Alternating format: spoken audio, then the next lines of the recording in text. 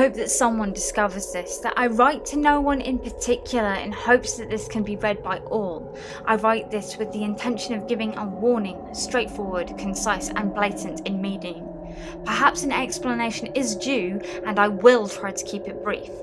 It's well known that humans have the capacity to comprehend. We devour layer upon layer of vast knowledge as if it was the most delectable cake in all of the galaxies. We are powered by the most complex piece of machinery known on Earth, which has yet to be artificially replicated outside of its natural environment. This technology, however, houses a single flaw. The more information it takes on, the more viruses that it catches. One startling or bad bit of information and this magnificent machinery can become our ultimate demise.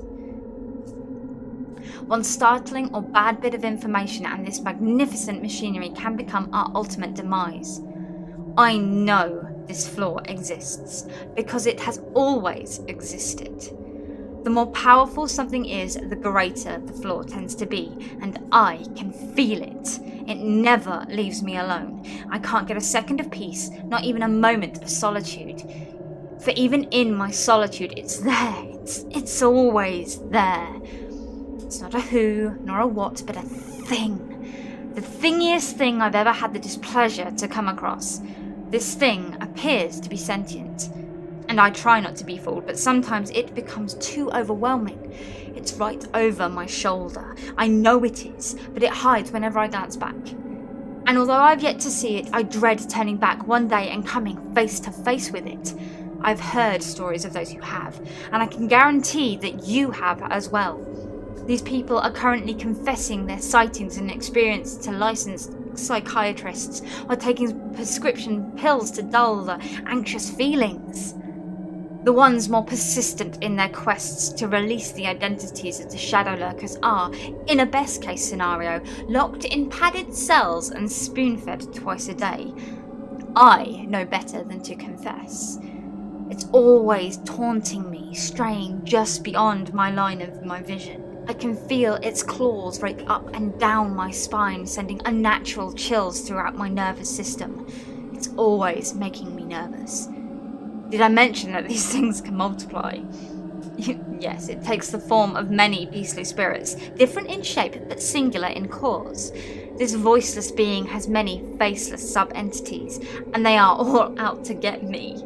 My room, my most personal space, becomes invaded by darker forces. They hide in the usual places, under the bed, in the closet, under the floorboards, and even between the pages of my books. It bides its time, waiting for the right moment when I let down my guard. And I know it desires nothing greater than to tear me apart, starting from the inside and working its way out. Even hiding under the covers is no good. In the half of a second I have the covers lifted, they rush out from under their hiding places and go under with me. For God's sake, don't get stuck in small spaces with it. It'll try and suffocate you. Perhaps you felt it too. In fact, I know you have.